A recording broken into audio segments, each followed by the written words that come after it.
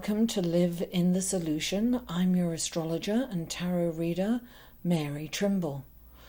The following interview is with Dan Furst, whom I regret to inform you passed away on Sunday, June the 23rd, just 10 days after recording this interview.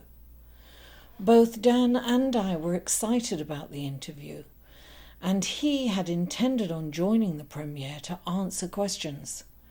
Out of respect for Dan's family, and because the timing is so close to his passing, I asked them if I could post the premiere at the time we agreed upon, and they graciously gave their permission. So a big thank you to Dan's family. Having said all that, let us celebrate Dan in all his glory. Dan Furst was a beautiful soul, and as his sister Marianne so aptly put it, a force of nature. Rest in peace, Dan. We will miss you. Hello and welcome to Live in the Solution. I'm Mary Trimble, here with an interview. I'm interviewing Dan Furst, and Dan Furst is an author. He's written several books. He's an astrologer. He's been an astrologer for 42 years, and he specializes in astrocartography. This is one of the books that he has written. It's called Finding Your Best Places. It's brilliant. Look, anyone at any level can read this and really get a sense of where they should be in the world. It's so fascinating. Very excited to have him here. Welcome, Dan. Hello. Hello, Mary. Thank you for having me today. It's wonderful to get to talk with you. Oh, I'm so excited. I can't wait for everyone to learn about astrocartography. I remember the first time I heard of it, I was like, oh, wow, you can get power from places where you are in the world, the best places for you in relation to your chart. How does that work in really a quick synopsis, other than reading your book, which, by the way, guys, you can get on Amazon.com? Well, the way it works simply, Mary, there are two premises to it. Figure that the astrocartography program that I use and others that are sort of parallel to it create a world map within which there's an arrangement of colored planet lines that are either vertical, pointing to the midheaven or the nadir, or they are going through the map horizontally in sine curves because they're ascendant lines or descendant lines.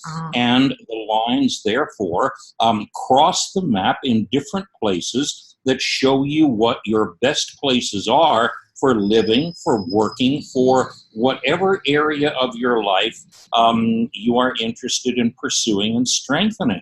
Naturally, your prospects of money are going to be better under Jupiter and Mercury lines. Venus lines are advantageous love lines. Sun lines are good for health and creativity, and so on. And there are other lines, naturally, that people will tend to be wary about, like Saturn lines, Pluto lines, and so on, because many people have fear of the influence or the presence of these planets. But the fact is that there's, as we know, there's no such thing as a good planet or a bad planet. Yes. And there's no such thing as a good or bad planet line. Even a challenging one like a Mars line has its advantage if a person is working to summon the courage and the determination to go after a goal that really matters to them.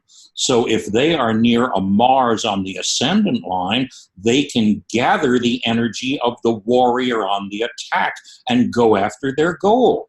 They can increase their power of attraction under a Venus line, naturally, as she is the master of that.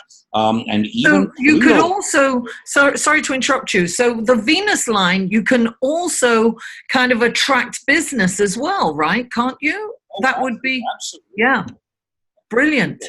Well, I wanted to just mention to people, because Dan actually took my chart and put it on the map, just to give us a little illustration on how this works, and it's so exciting to me. What's really interesting, intuitively, it's places that I've kind of wanted to go. So Dan, do you have that you can share a little bit? So the interesting thing you see about this map for you of the eastern and central United States is that your present location in New York is neutral. Yeah. The story with the map lines is that they are all powerful and influential within a range of about 300 miles or 500 kilometers. New York has no lines anywhere within 500 miles of it. So that whatever you achieve there, and it's impressive, you see, that what you've done and what you've gained in New York has really happened as a result of your effort and energy and charisma and good humor, rather than anything to do with any planet lines. Okay, you see, yeah. So therefore, naturally we would want to notice where the lines are active. Obviously, you have some active lines here in this complicated combination down here. Well, you see, Mary, you could get some interesting results in the Christian Bible Belt, but I doubt that you'd want to be in that location, you see. And so I would be inclined, therefore, give me just a moment. Yes. We go to the map of the western United States, because now you can see over to the right of this map, there are the lines that we saw a moment ago in the central part of the country. But the thing that we really want to see is the West Coast, because this line, the Venus line that you have here, is considered one of the best lines in the map. One of the people who have written about astrocartography has said that in this location, it seems as though the planet herself and the places where her line is moving are cooperating to make your life as happy and easy as possible. And so naturally, places that would be highly advantageous to you would be in this zone between Northern California and the area north of San Francisco, especially the area over here on the coast near Mount Shasta. This would be tremendous for you.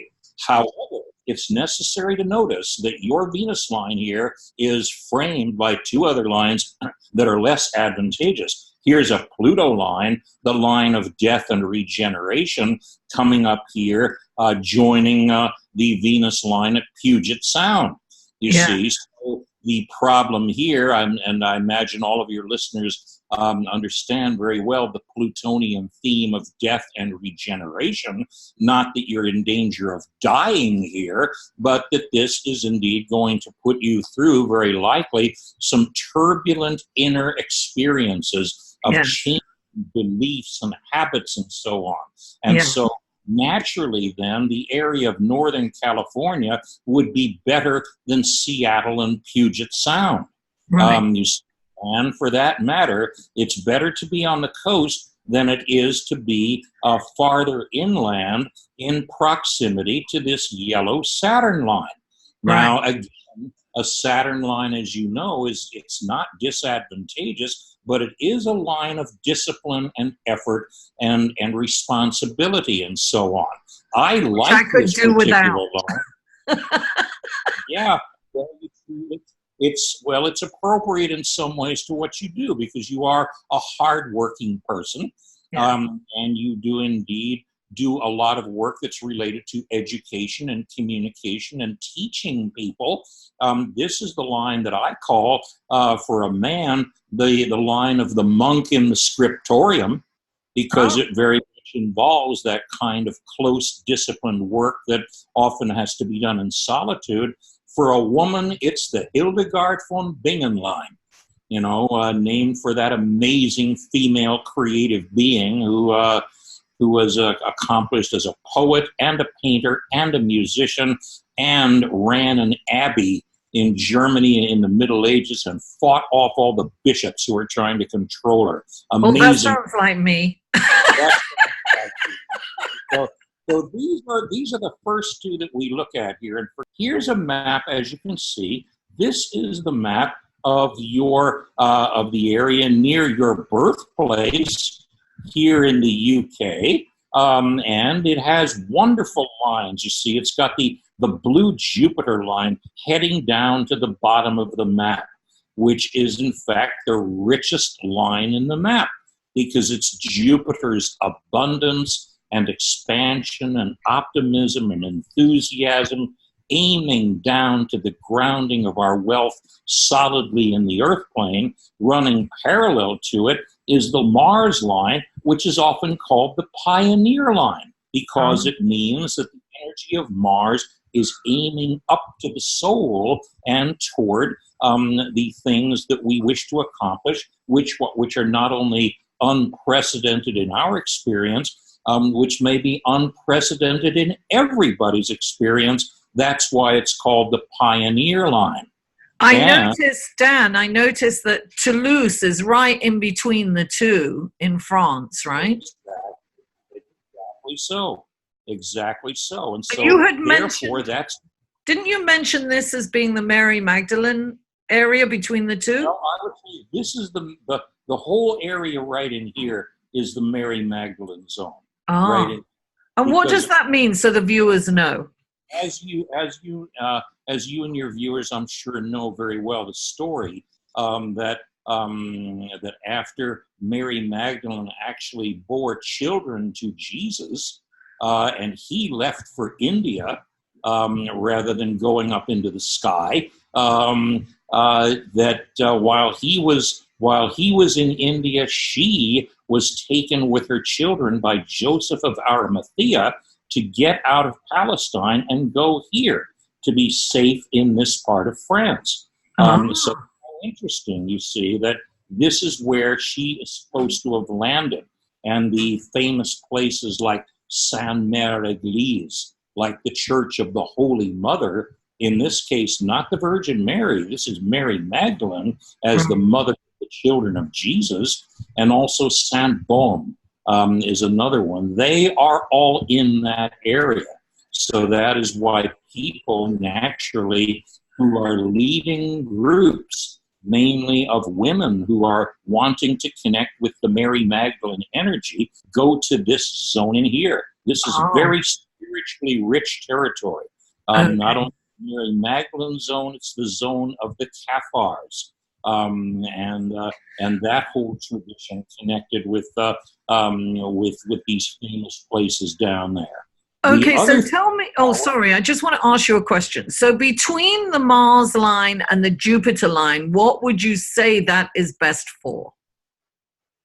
Well, I would say that is best for, among other things, because you see these lines each, as everyone watching this knows, these planets have a sort of set of different possible interpretations. One thing that I would certainly say is that if you wanted to invest some money, you would be well to place some of it in Toulouse, because you are under influence not only of that Jupiter line, which very much favors you for an abundant return on the Earth plane in material terms, but it also favors you for having the courage to do something which is unusual.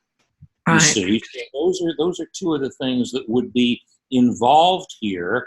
And the only other things that I would mention, you see here, about this particular zone, the zone of Marseille.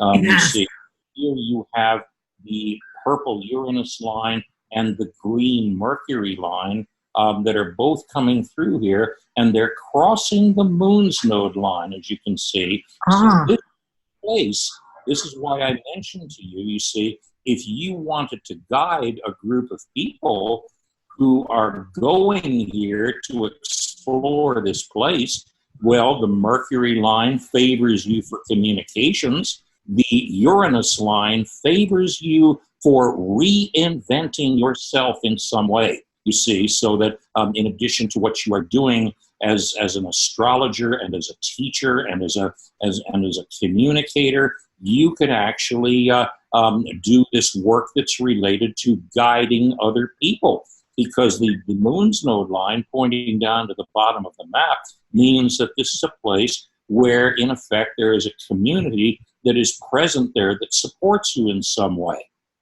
Now I also wanted to ask you, because we had discussed beforehand about the JP Morgan.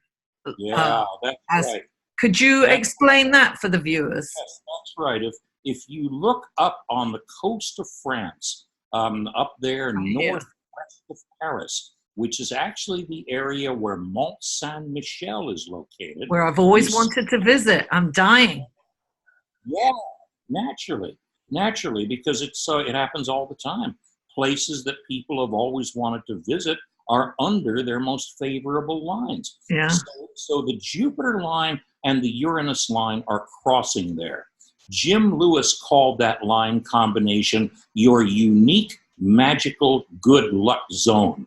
And as we know, you see, if the range of a line is 300 miles, figure the same thing for a line crossing, you draw a radius of 300 miles around it. Everything within that zone has the same energy to it. This is a place where we can accomplish things easily. We achieve gains without grinding, terrible effort. That's right up my alley. You see, and as I mentioned to you before, Mary, that's the line combination I have on the North Peruvian coast. Why I benefited from that, because it's going to involve, naturally, possibilities of meeting powerful and influential people, which will be connected with the Jupiter line. Right. Possibilities of creativity, inventiveness, connected with the Uranus line.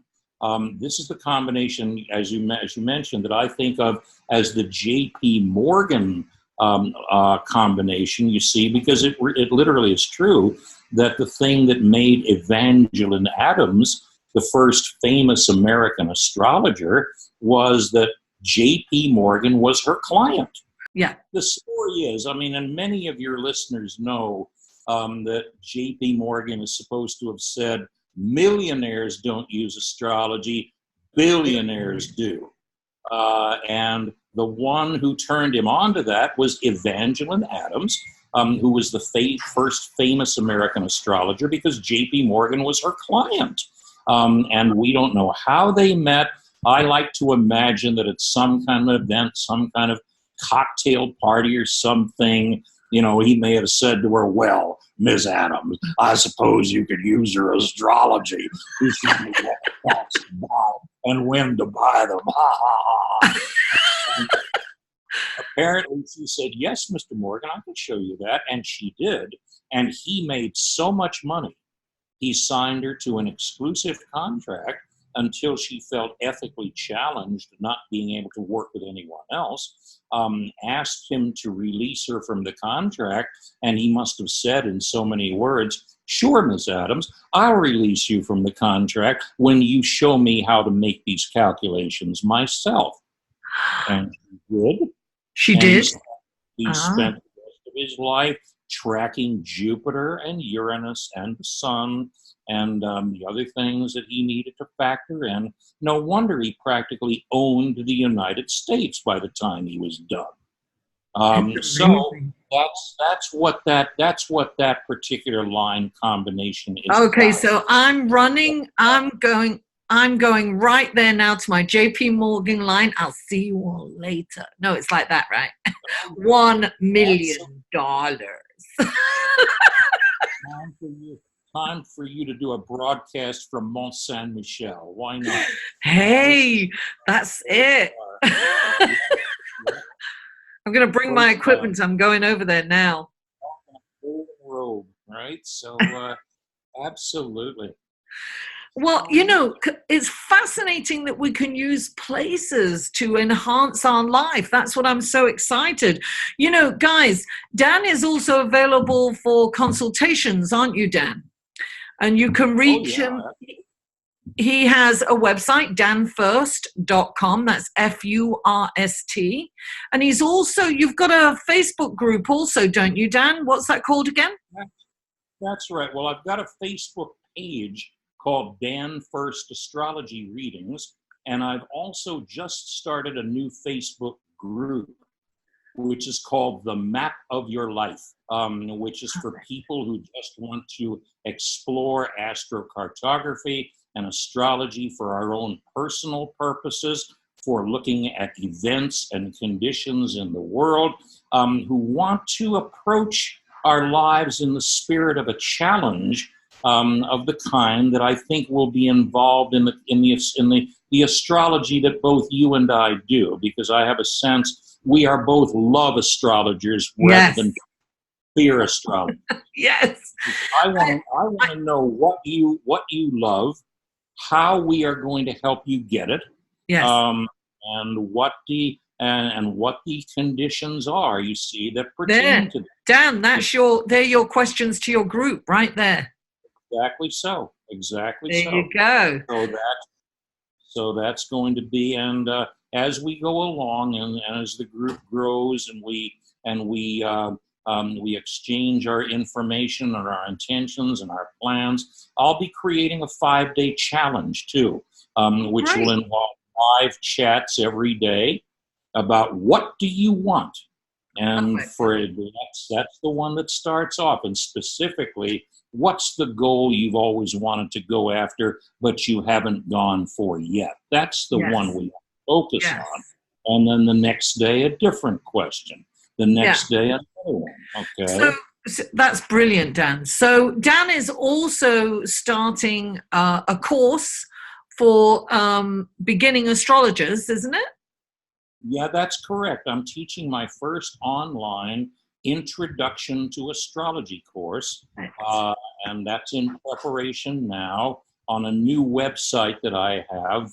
It's actually hosted on the Thinkific site, but it's Dan Furst School of Esoteric Sciences, which will begin with these astrology courses and then proceed to other things as we go. The first course runs from September 8th until the end of November. Okay, great.